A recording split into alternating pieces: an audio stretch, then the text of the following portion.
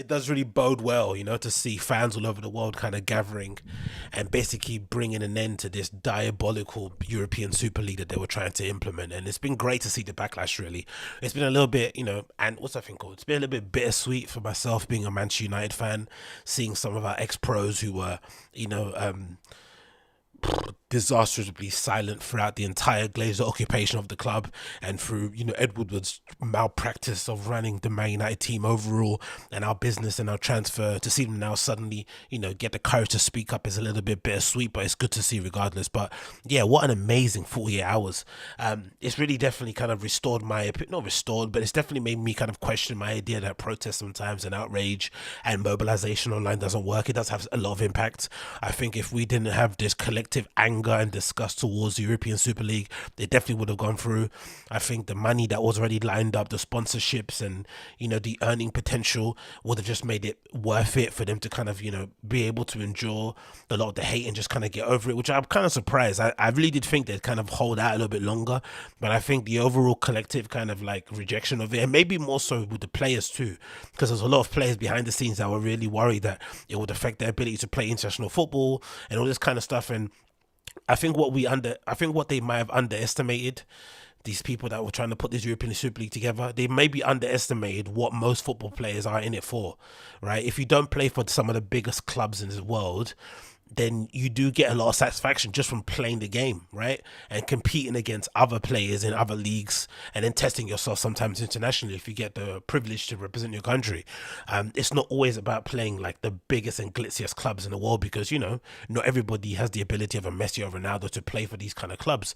So you're going to have to just, take what you're given at that stage at some stage in your career, unless you have the good fortune of ending up at a brilliant club somewhere. But not everyone has that benefit. So I think they maybe underestimated what football players are in it for, and then of course they overly underestimated what football fans want to see week in week out, because as much as I think, was it Florentino Perez or one of those people the other day, had an interview where he said something like, they kind of gave the idea that it felt like they were trying to do this European Super League to cater to the younger audience. That's what it basically felt like. They were trying to compete to get their eyes and attention, and I think they regarded fans like myself as legacy fans. Basically, fans are on the way out. We weren't necessarily going to buy more merch. We weren't going to, purchase in-app stuff and whatever it may be called. So, and now maybe the ability for them to squeeze more money out of us in our lifetime was basically diminishing as the years go by. But with these kind of new digital native kids, the only potential is kind of is limitless, right? And there's more of them, right? Just simple maths or whatever it may be. But I really question whether or not those fans are fans you can really build an entire league on, like in the long term.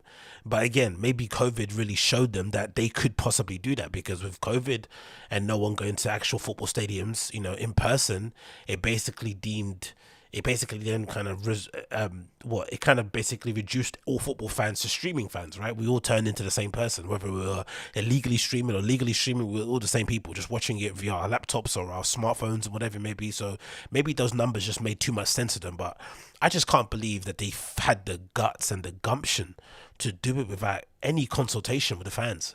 None, zero. And then they were surprised at the reaction. It's just like, what? And it was so selfish as well. It was so self-serving. It only was going to be beneficial to the owners of the clubs. Let's not get it confused. This wouldn't have, even if you were a team in England that were, selected to be part of this group, don't be confused. That money wouldn't have gone to transfer fees. That money wouldn't have gone to allowing your club to, refurb your stadium. It wouldn't have gone to maybe, kind of redoing your youth team setup. That wouldn't have gone to that. That money would have gone directly in the pockets of the owners, especially the Glazers, who currently are the custodians of Manchester United. They wouldn't have done anything to reinvest into the squad and to make it better. They wouldn't have gone and got the world's best coaches and the world's best players in order to compete in the world's best league. They wouldn't have done that. They would have just skirted by doing the bare minimum, because again, there's no need to aim for excellence when there's no relegation. And you get guaranteed money. You're basically rewarding mediocrity, and you're basically allowing these clubs to allowing these clubs to take advantage of a legacy that they've not helped to maintain in any way, shape or form in the modern era. Absolute heinous in all ways. And don't get me wrong, maybe there is an element of this is going to be inevitable. There's going to be a time in the future where these clubs will eventually get their ducks in order, hire a proper PR team, and consult fans and do something that's similar to a Big Six or to a Super League, in some way, shape, or form. Because they definitely feel like they don't have enough money. They want more. They definitely feel like they could kind of maybe generate more money on their own platforms, TV rights, all that sort of stuff. Cool, but there's a way to do it. There definitely is a way to do it that's not going to negatively affect the leagues all over the world, because as it would have, this would have had a knock-on effect in every single league in the world. It would have just made it terrible. And it's interesting too how little kind of regard European fans have for like the American league structure, right? And how they kind of structure teams and franchises and not having relegations. We just don't get it whatsoever, and they don't get it. I think one of those Sky News guys said something like he had a quote from one of the board members of one of the top 6 clubs who just couldn't get it around his head. He couldn't get his head around the idea of relegation. It just didn't make sense to him. Why do teams get relegated? Why do you get punished for not doing well in a league and then get rewarded for doing well in the league below? Like, it didn't make any sense to him. Like, the teams are the teams, isn't it? They were the legacy teams. They're the legacy teams. There's no changing. It just didn't make sense. And in the UK, we just can't get around the idea of playing in a league or supporting a club in a league where no one gets relegated. Well, what are the stakes?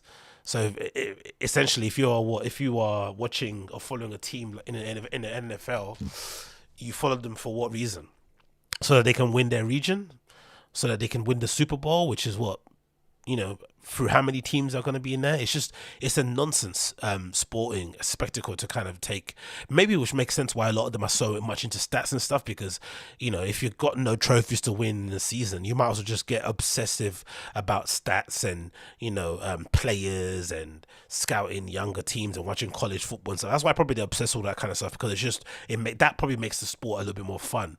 But if you don't have the ability, the drama of maybe beating a top 6 club and maybe taking them off their perch and not allowing them to win the league, and then that allows you to then survive. If that drama doesn't exist, then the only way to supplement it is to follow, college level competition and, over analyze statistics on players and stuff and follow them throughout the entire career and stuff. That's the only way that makes sense. Crazy, isn't it? Absolutely crazy. But this is the article confirming it. Let's see if I can get it up on here. Let me get rid of this first. So this is from Sky Sports. It says the following. Let's get it up on here. Move it a bit. Bear with me. There we go. So this is from Sky Sports. It says the following. Victory for fans as all 6 English teams pull out of European Super League. All English teams have now pulled out the European Super League, and I got a picture here of the Chelsea fans protesting outside the stadium as they were facing Brighton. I think was it 1-1 or 0-0? I'm not sure, but they basically blocked off the road and prevented the team bus from getting to the stadium, which was great to see. Peter Cech had to come out and kind of talk them down a bit, but that was cool. Manchester United, Arsenal, Liverpool, Arsenal, and Tottenham have confirmed that they will not follow through. They'll not follow Chelsea and Manchester. They'll follow Chelsea and Manchester City, in withdrawing from the planned tournament. United said we will not be participating in European Super League. Just imagine the gumption that Arsenal and Tottenham had to be part of the European Super League. They would have just been getting spanked every single season, right? Every single season. And just be pocketing money that they wouldn't have spent on the players. Like, just heinous, these owners, and absolutely heinous. It continues. Chelsea faced with an angry protest from their fans, was first in saying it was preparing the documents to formally withdraw, with the club owner Roman Abramovich understood to have driven the decision, having listened to the fan protest and opted to back out. Crazy. Tottenham chairman Daniel Levy said he regretted the anxiety and upset caused and confirmed the club had formally commenced procedure to withdraw from the group developing proposal for the European Super League. The Daniel Levy one is very interesting, right? If you believe the rumors, supposedly he got rid of Jose Mourinho, which is crazy to think, right? Jose Mourinho got sacked from Tottenham and no one's even talking about it. This European Super League just completely dominated the headlines. I'm sure Mourinho is probably not feeling too happy about that himself, right? That he's not in the papers and getting a chance to kind of, throw his little darts back at Tottenham or whatever, because he's definitely going to end up doing that. But if you believe the rumors, allegedly Daniel Levy got rid of Jose Mourinho. There's weird timing now because, they're about to play a cup final, I think, on the weekend, the Carabao Cup final, the first chance to win a trophy in many years. But Jose Mourinho got fired because allegedly Daniel Levy was banking on that money coming through from the ESL to help pay for Mourinho's severance package, because of supposedly he's getting up to 30 million because he's obviously getting sacked before his contract ends. And now that the league is gone, he's probably going to have to shell out money from the club's resources or his own pocket, so it's crazy.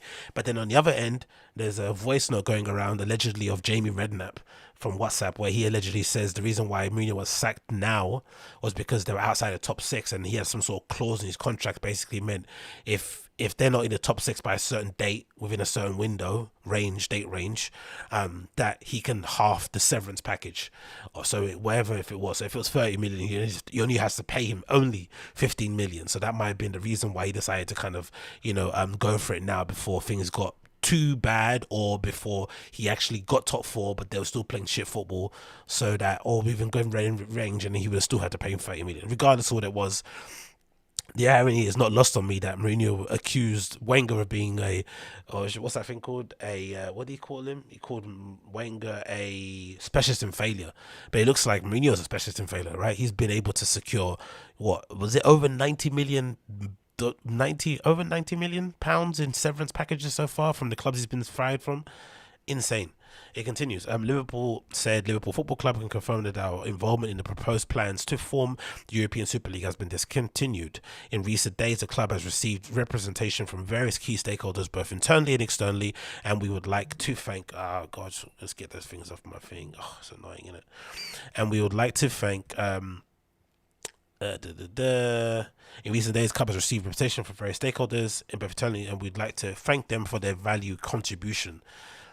It's annoying when you get called things like stakeholders and shit, and it just whatever. Meanwhile, Arsenal admitted that making a mistake and apologized after confirming their withdrawal. So Arsenal, but I think the only one to actually apologize. I think maybe Liverpool as well, formally to their fans, right? You didn't get that from the Glazers, which is understandable because they're pieces of shit. It continues. An open letter from the club board said last few days have been shown yet again the depth of feeling from our supporters around the world have for the great club and the game we love. We need no reminding of this, but the response from the supporters in recent days has given us time to further reflection and deep thought. Man City said in a statement they had enacted the procedures to withdraw from the group, developing plans for a European Super League. City player Raheem Sterling reacted to the news by tweeting, "Okay, bye." Manager Pep Guardiola previously criticised the plans for the closed shop league as fans from other clubs gathered outside stadiums up and down the country. UEFA President Alexander Serafin said that he was delighted to welcome City back to the European football family. They have shown great intelligence in listening to the many voices, most notably their fans, and they have spelled out the vital benefits that our current system have for the whole European football, from the world-beating Champions League final right down to a young player's first coaching session at the grassroots club, he wrote. And the FA said the English clubs has a proud history based on the opportunity for all clubs, and the game has been unanimous in its disapproval for the closed leagues. It's a proposition that by design could have divided our game, but instead it has unified us all. For sure. So definitely a good thing overall, isn't it? Definitely a good thing that this thing has been stopped in its tracks, and now we can kind of get back to regular scheduled programming.